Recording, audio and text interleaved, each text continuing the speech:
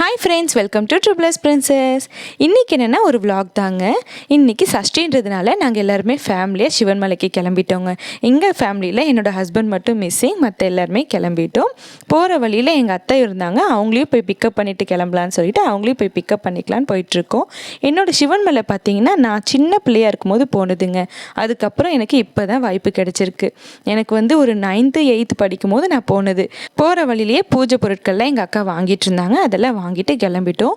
அதுக்கப்புறம் தான் என்னோட பேட் லக்குங்க, என்னால் சிவன்மலைக்கு போக முடியல. பாருங்கள் எவ்வளோ ரஷ், அடிவாரத்தில் எவ்வளோ ஒரு கூட்டம் பாருங்கள். சின்ன பைக் கூட போக முடியலங்க, அந்த அளவுக்கு இன்ச்சு இன்ச்சாக நவுறுது. இங்கே தான் கூட்டம்னா மேலே பாருங்கள், நம்மளுக்கு மலையிலேருந்தே தெரியுது. அவ்வளோ ஒரு காரு, பைக்கு, பஸ்ஸு எல்லாமே இன்ச் இன்ச்சாக நவுறுது மேலே கூட. அதை பார்க்கும் போதே ரொம்ப பயமாக இருந்தது. இன்றைக்கும் நம்மளால் பார்க்க முடியாதுன்னு தெரிஞ்சுது. அதனால தாங்க நாங்கள் இன்றைக்கி எங்களால் போக முடியல. என்னோட பேட் லக்கு. நெக்ஸ்ட்டு ஓகே நம்ம டியூஸ்டே வரலான்னு சொல்லி வீட்டில் எல்லாருமே சொன்னாங்க. அதனால் பக்கத்தில் இருக்கிற கைத்தமலைக்கு போயிட்டோங்க. கைத்தமலை போகிற வழியில் எவ்வளோ ஒரு அழகான அந்த பாருங்கள் மரம், அதெல்லாம் பார்க்குறதுக்கே ரொம்ப அழகாக இருக்குது. கைத்தமலைக்கு வந்துட்டோங்க.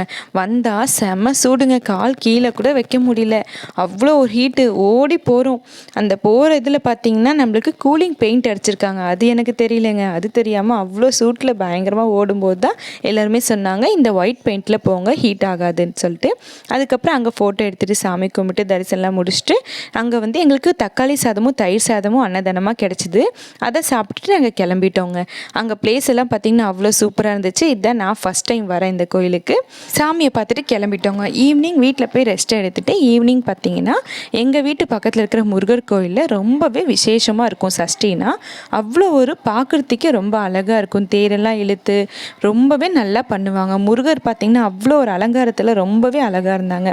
அதெல்லாம் பார்த்துட்டு நாங்களும் அங்கே சாமி கும்பிட்டு கிளம்பிட்டோம். வரும்போது எங்களுக்கு பிரசாதம் கொடுத்தாங்க, அன்னதானம் போட்டாங்க, புளி சாதம்.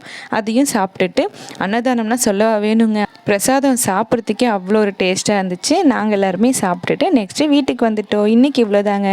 Tata, bye bye, love you all.